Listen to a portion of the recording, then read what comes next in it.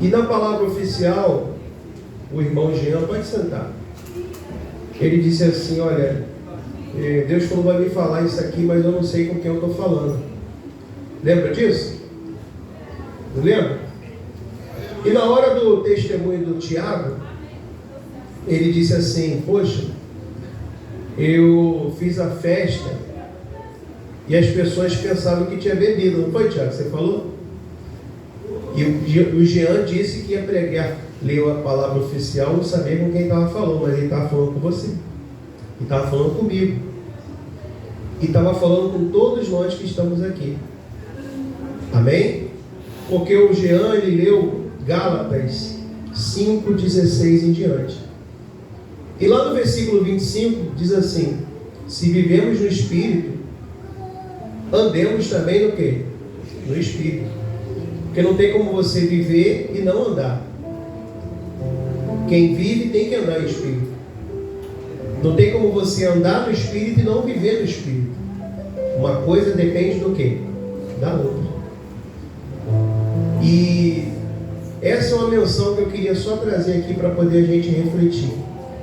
Andar em Espírito neste mundo de hoje e viver em Espírito é muito difícil. A pessoa tem que abrir mão de muitas coisas para poder ela viver em Espírito, viver em novidade de vida, renunciando à sua própria vontade a cada dia. E Deus cobra isso da gente todos os dias, todos os momentos.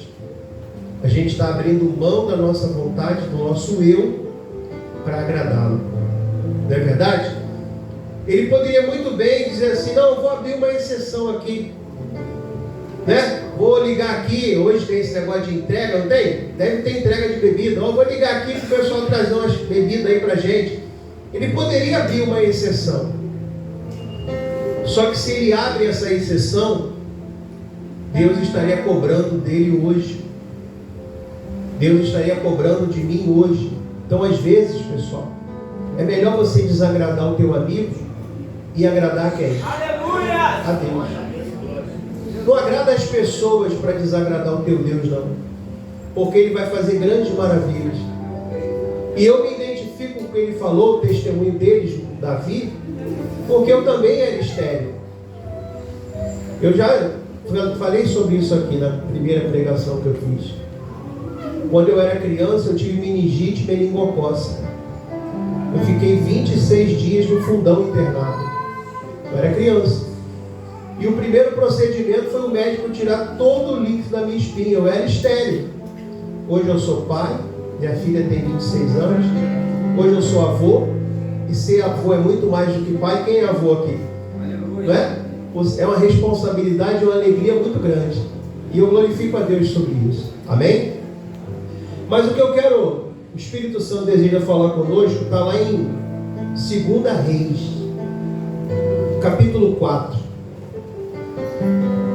Aqui Deus vai nos mostrar uma mulher desesperada.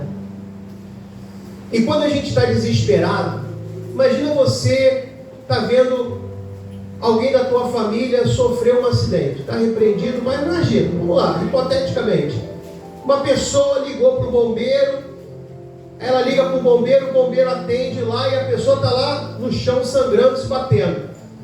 Ela diz assim: olha, eu queria agradecer vocês do bombeiro, tá bom? Pelo relevante trabalho de todos os bombeiros aí do batalhão, tudo aquilo que vocês estão desempenhando pela sociedade, um trabalho relevante dos bombeiros. E a pessoa, ela está lá no chão, gemendo. E você exaltando o trabalho do bombeiro. Não, eu queria agradecer, tá bom? Toda a corporação aí. Ó, manda um abraço aí pro major, tá? Que é o responsável aí. Manda um abraço também para aquele sargento que trabalha no salva-vidas. E a pessoa no chão, aonde, Sebastião? Gemendo. E você exaltando o trabalho relevante dos bombeiros. Você, uma pessoa desesperada, vendo a outra gemendo, gritando, sofrendo de dor no chão, você vai conseguir fazer isso? Hein, pessoal? Assim é o grito da alma. É a oração do desespero, é o pedido da súplica. E a gente vai conseguir enxergar isso aqui quando essa mulher ela chega até Eliseu. Diz assim: e uma mulher das mulheres dos filhos dos profetas clamou a Eliseu dizendo: meu marido, teu servo, morreu. E tu sabes que teu servo temia o Senhor. E veio os credores para levar meus 2 filhos para serem escravos. Você veja, ela, naquele momento de desespero, ela só pensou numa coisa: eu vou até o profeta e ele vai resolver o meu problema.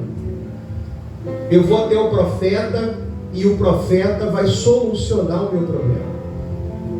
Só que quando ela chega até o profeta, ele diz assim no versículo 2: Eliseu lhe disse: que te hei de fazer? Trazendo para os dias de hoje, Eliseu disse assim para ela: o que eu posso fazer por você? Eu não tenho dívida, a dívida é sua. Em outras palavras, o problema é o quê? É seu. O problema é seu, o problema não é meu. Quando Eliseu diz aqui: o que te hei de fazer? Ele diz assim: ó, o que eu posso fazer por você?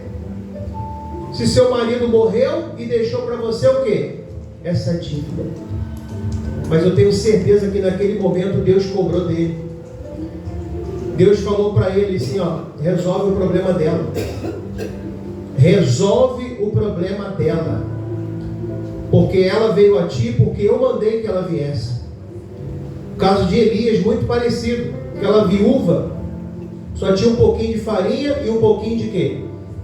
De azeite. Aí Deus fala assim: levanta-te, vai a Sarepta, aonde eu ordenei uma mulher viúva que te deu o quê? Comida. Deus combinou uma coisa com a viúva? Não. Elias chegou lá, falou: ó, vou comer, vou beber, a casa está cheia de comida lá. Quando ele chegou lá, como é que estava a situação da viúva? Só tinha um pouquinho de farinha e um pouquinho de quê? De azeite. E ele pede um pouco d'água, ela vai buscar. Ele diz: traz também um pão na tua mão. Ela diz: a tua serva não tem nada, só um pouquinho de farinha, um pouquinho de azeite. Vou fazer um cavaco para mim e para o meu filho, vamos comer e vamos o quê? Morrer. Elias fala para ela: faz o que você falou, mas primeiro faz para mim. Fazendo para Elias, ela estava fazendo para quem? Para Deus. Ela creu. Não foi que a irmã, qual o nome da senhora, a esposa do senhor Antônio? Dona Estela falou? Creia. Seja a tua fé grande, ou a tua fé pequena, ou a tua fé meio balançada, ou a tua creia. Deus vai fazer. Deus vai fazer na tua vida. Não se preocupa não, porque Deus vai fazer. Deus faz. No momento que você menos espera, o que acontece, Kátia? Deus vai lá e faz. A gente estava conversando, a Kátia estava conversando com alguém, e ela falou assim: olha, lá em casa tinha empregado, né? A Kátia estava falando com uma pessoa: tinha empregado na minha casa. A gente tinha essa condição. Mas Deus quis que hoje nós estivéssemos passando por essa batalha. Porque às vezes tudo é a vontade de Deus. Nem tudo, às vezes é um problema. Deus quer saber o que está no teu coração, se você confia ou não nele, se você acredita ou não na palavra dele. E quando a irmã veio aqui dar um testemunho, Deus me mostrou essa palavra dessa viúva. Eu não tinha separado essa mensagem. Deus mudou completamente a minha visão aqui no altar e me deu uma direção. Porque essa viúva, ela chega até Eliseu, e Eliseu vai dizer assim para ela: o que posso fazer por você? O que hei de fazer? Aí ele diz: declara-me o que tens em casa. E ela disse: tua serva não tem nada, senão uma botija de azeite. Então ele disse: vai, pede para ti vasos emprestados a todos os teus vizinhos, vasos vazios, não poucos. Então entra, fecha a porta sobre ti e sobre teus filhos. Em outras palavras, não faça nada na frente dos outros, porque os outros, eles vão colocar defeito no que você faz, eles vão criticar o que você faz. Nem todo mundo tem estrutura para entender o que você está fazendo. Tem gente aqui que Deus a tua promessa, o teu milagre foi interrompido porque você acreditou em alguém. Você abortou o teu sonho porque alguém disse para você assim: não faz isso, não faz aquilo, não compra isso, não compra aquilo, não entra aí. E ela não entrou, ela não fez, ela não comprou, ela não tomou atitude porque alguém. Nem todo mundo tem a mesma fé. Nem todo mundo tem a mesma o quê? Fé. Você vê que Pedro era pescador. Quando Jesus veio andando por sobre o mar, ele é um fantasma. Jesus: não sou eu. Aí Pedro diz: se é o Senhor, deixa que eu vá ir ter contigo. Jesus disse o quê? Vem. E Pedro começou a andar. Estava andando normal. O que fez Pedro afundar não foi a palavra de medo, de dúvida, não. Foi o medo de afundar. E tem gente que a vida dela, ela está aqui hoje. Tem gente que está aqui que a tua vida de repente afundou porque você ficou com medo dela afundar. E aconteceu contigo como aconteceu com Jó. O que eu temia me sobreveio. Não tenha medo, tenha fé. Não tenha medo, tenha fé. Deus vai agir. Amém? Então, Eliseu disse para ela: fecha a porta sobre ti e sobre os seus filhos. E eles traziam os vasos e as enchia. E sucedeu que cheios foram os vasos, disse um filho: traze-me ainda um vaso. Porém ele lhe disse: não há mais vaso nenhum. Então o azeite parou. Você vê, aquele pouquinho de azeite encheu todos aqueles vasos. Aqui não diz se eram 10, se eram 20, se eram 50, se eram 100. Só sei de uma coisa: a palavra do profeta se cumpriu na vida dela. Sabe por que se cumpriu? Porque ela creu. E Jesus disse: se creres, verás a glória de quem? De Deus. Você quer ver a glória de Deus? Quem quer ver a glória de Deus na sua vida? Creia. Guarda isso no teu coração. O teu problema tem solução? Tem solução o teu problema? Você olha assim: eu tenho uma dívida. Então ele tem solução. Porque você pode pagar essa dívida. Você tem que ficar preocupado se o teu problema não tem solução. Aquilo que nem dinheiro, nada pode resolver. Aí você tem que buscar em Deus, porque Ele pode resolver. Aleluia. Se o teu problema tem solução, não fica preocupado não. Pega a tua paz não. Confia, Deus vai agir. Deus vai agir. Aí diz no versículo 7, para me concluir: então veio a ela e fez saber ao homem de Deus. E disse: vai, vende o azeite, paga a tua dívida, e tu e teus filhos vivei do resto.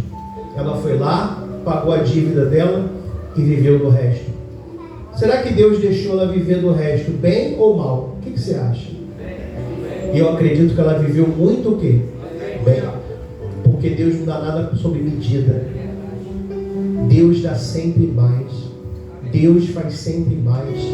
Deus opera sempre mais. Você só precisa crer nisso. Creia. E Deus vai fazer muito mais na tua vida. Amém? Eu agradeço a minha oportunidade. Em nome de Jesus. Glória a Deus.